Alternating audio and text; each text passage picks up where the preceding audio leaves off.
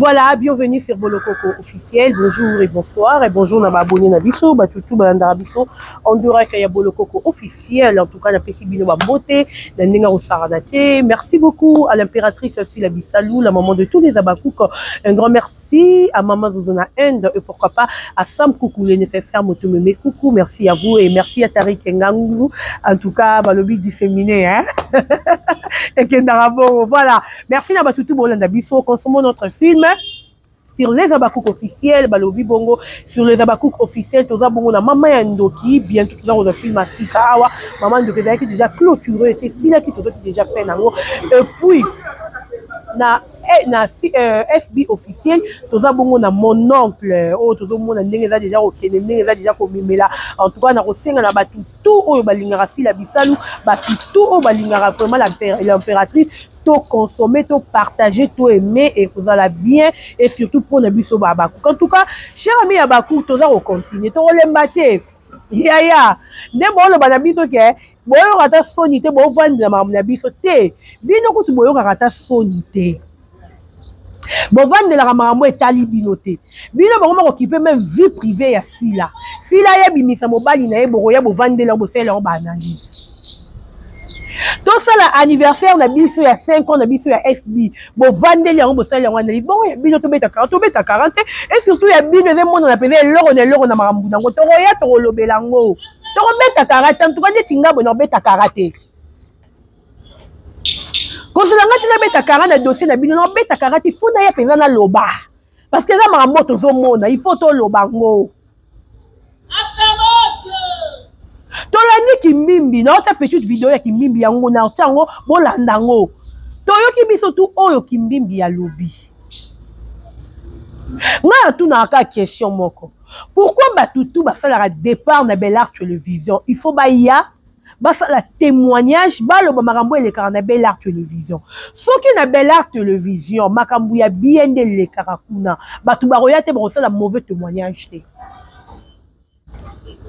Exemple na repesa biso na kata SB tozola na ba Viviane Lazare oyo lelo akoma koloba mabe ya SB mais mabe yango pe oyo Viviane alobara non na mona Viviane ti aloba mabe moko boya sila question pe na ndenge ni nde tozomona ke bato balongwaka na kati ya Bel Art Télévision bayaka bavandi baoloba mabe ya Bellevue misala ya mabe ya Bellevue nde balobaka non n'est pas sila tomona te biloko tu o Viviane ayaka asalaka boko ya Viviane esa finga fila za boye te alobaka ke tem tu sila vraiment na bakoupe na ye sila alingaka trop bafai na ye sila ayoka bafai na ye biloko oyo Viviane accusera peut-être sila yango wana mais tomona nanu teke moto asali départ na kati ya SB ake na Bel Art Télévision abandi kofinga sila preuve ne bana oyo bazalaki na kati na kwa SB basala ba départ na bango maintenant nous te muso bimaki na émission wati oh mam saza boye mais boye ngo mam sazalaki olobaki te ndenge nini makamuni asalaki yo nde tomona ke Bijou la reine alongwa Bel Art Télévision langage moko na kimbimbi ibutu alongwa Bel Art Télévision langage moko comment souba bato balongwa nani baza mo belo balongwa Bel Art Télévision baza na même langage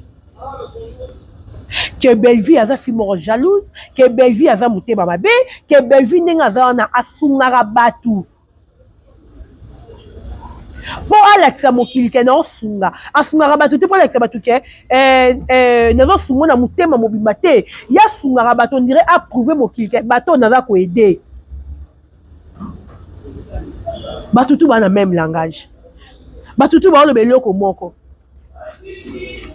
c'est-à-dire que oyo batu wana baoloba yango eza vrai comportement ya Bellevue oyo Bellevue alakisaka biso ke nga naza parfait nga naza boye naza mutema malamu naza les bons samaritains eza oyo Bellevue azalaka te mpo nga nalobaka yango nalobi Bellevue soki aza na mbongo ebele il faut bandeko na vie ya bango échanger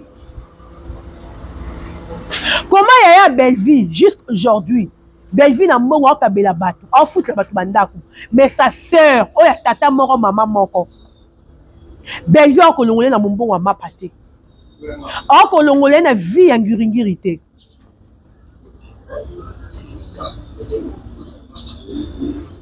Leki ya Belleville à Mobali, avant de chez les camarades. Mais Belleville a un mbongo.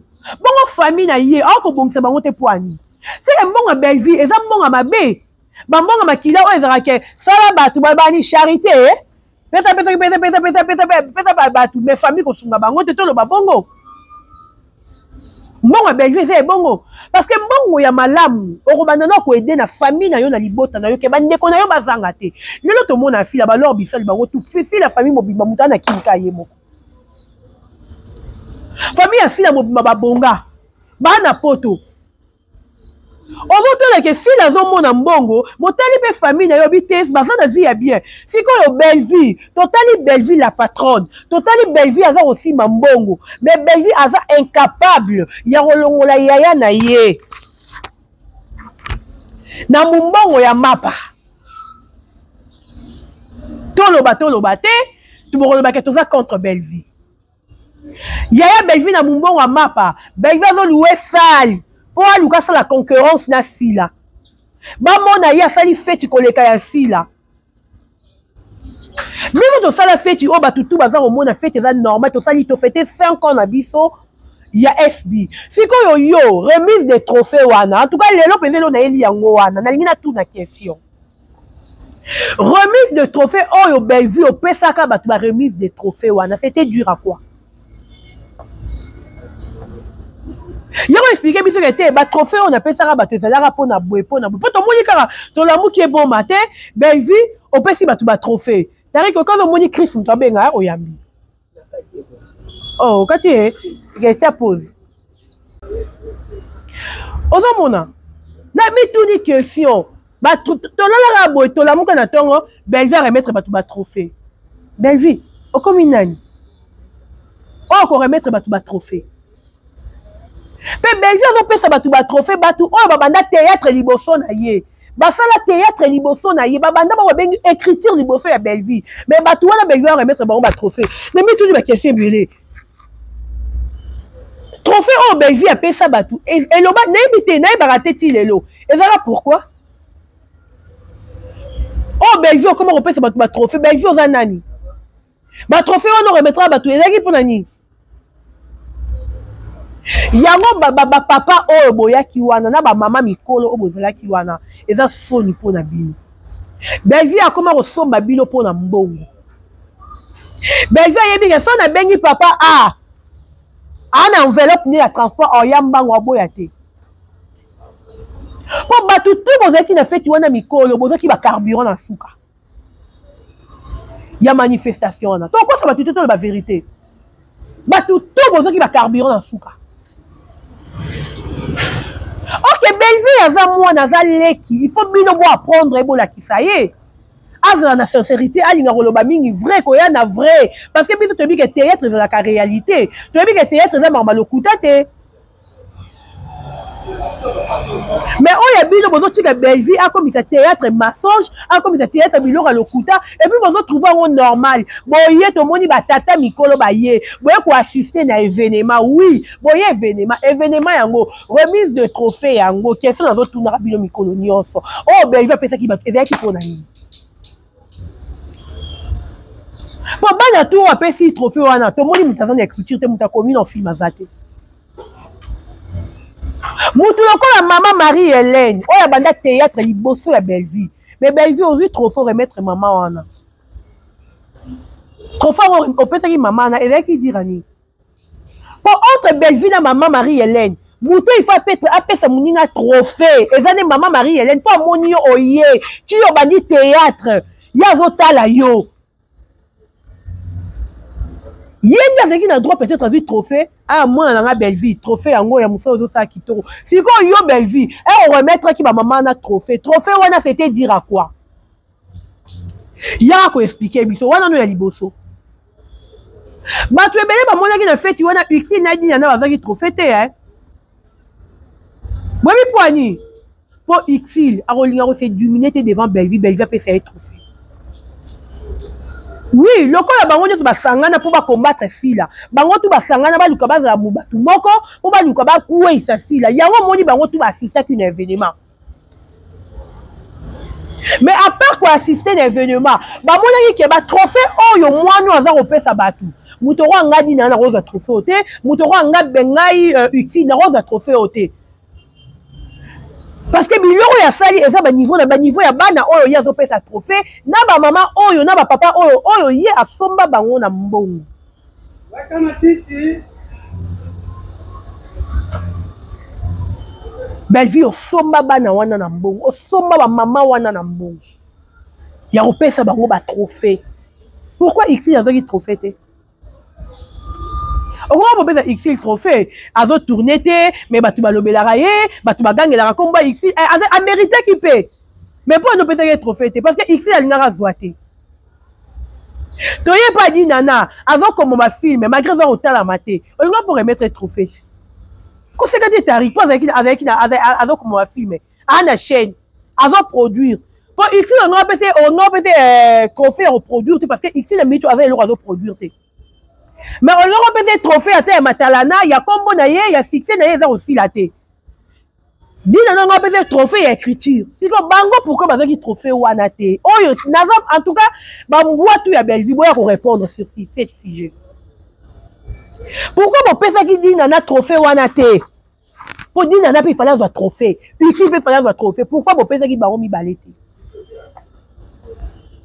Tala ozala na mutema mabe kozala na haine ya fila tala place mimi bino ba yo simbisa yo chèque moko oyo moko zomona chèque oyo na mutu nango na makolo nango ezeye bana te. Tout ça pourquoi? Parce que biso toyaka to pesa si la chèque mais biso to sala musolo batu ba monaka to belela mokili sombe star na yo na $1 to mona batu ba monaka makambuto salaka batu ba monaka mais yo ba ko kabela yo 200 000 muto azo kabelo 200 000 na compte na ye avant même pas na $10 000 mais comment ko arriver à kabelo 200 000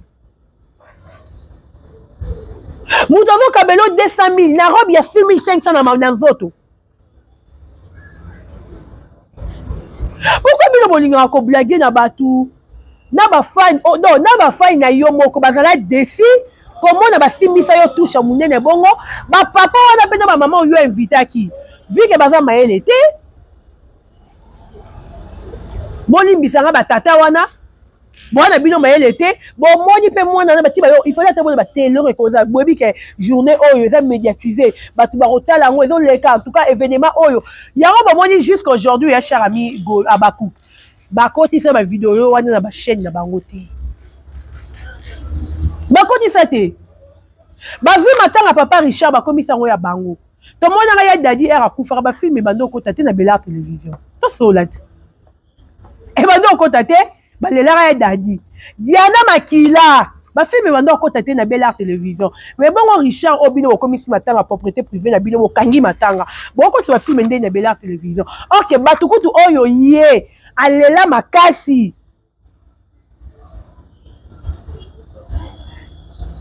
Batouana basala ne Richard a salité. Comme est-ce que Richard ne façon Richard a mis pesa ka na Bela télévision? Est-ce que ça n'est Dadi Dikamba a mis pesa ki? Et ça n'est Diana Makila a mis pesa ki te? Mais Belvi au kanga tout au privat tout au bas eroleka te. Ba lela nanu batouana bon na matanga Richard. Au kanya on déjà commis yo. Au kokote ko anile puis makamutu o so bite na anile. Nazi na matanga leka bon on a zongi na mamna ça on te pourquoi ba tout lo ba mingi te mais to ebisa batu allez-y comprendre qui est Belle-Vie. Allez-y comprendre qui est Belle-Vie. Aujourd'hui Belle-Vie c'est décidé dans comme maman Olive va comédien il y a rolongo le ba Richard ko banda sana comme mangoti cinquantenaire il y a ko contribuer belé. Donc, comme on a le oxygène, comme qu'on préférait, or que tu as dit que papa Richard a dit que maman vie. Mais ta maman vie est na réunion, oxygène a bengani, ta maman vie na réunion. Pourquoi? Parce que ta belle vie va siéger, va vendre. Mais on a besoin de le que ba communicatrice, la communicateur, là, ça contre, ba comédien. Non. Comment est militaire qui n'a? or que tozoloba makambo eza important puis tozoloba makambo eza ya solo o tozomona yango nde toza koloba nga nalobaka na bino o tozomona te tokoloba te mais o tozomona nde tokoloba o tozomona bosali likopa bosangani bino ti bokosenga Sara to la pardon mpo bokoki te bobanga Sara bimisa babombe bokoko supporter te il fallait bokende na Sara nde bona okenda ye pourquoi bobangi ke Sara puata oyo eza bavérité caché oyo bato bayebi te bobangi pourquoi il fallait botika biso toyebaki bobangi chèque wana eza chèque vrai Sara ya kobimisa biso chèque eza chèque makiona Sara ya kobimisaka be style aza mille esprit style asasume belvi asasumaka te toyebaki yango te toyo kodécouvrir yango epa Sara toyo koyeba hypocrisie ya belvi epa Sara ale boya kofuta Sara mbongo mpo afinga sila Sara ate ofingi sila biso toretenir ka oyo olobaki sila asasumaka c'est tout toretenir ka oyo olobaki sila azala vrai yango nde toretenir le reste etikali etali biso te biso tocomprendre kaka sila aza vrai sila ndenge aza wana ti abwaka biso mpo alakisa bato ke nazalaka na bana wana ata oye lelo ke ochange langage osila makolo soso osila libata etali biso te mpo toyebi ke wana eza yo yoka niti bosangani bana wana baye na ndako na yo mpo nga nayebi yo bango wana bayebi yo te nga nayebi yo nayebi ke Sara ozaka mayele mabe ti obengi bango mpo ozaka mayele mabe olingo lakisa bato ke bango nde bayaki koluka nga naye koluka bango te en tout cas cher ami ya bakouple ona na mingi oloba te makasi eza te mpo santé eza bien te mais je crois que bokozwa émission d'ici là oyo eza mwa petite vidéo nasaleli bino bosabone massivement bon like vidéo puis bon partager bon commenter nalingi bino mingi tokutani à la prochaine merci à Tariq et on t'a filmé le caméraman merci beaucoup en tout cas tokutani à la prochaine bye bye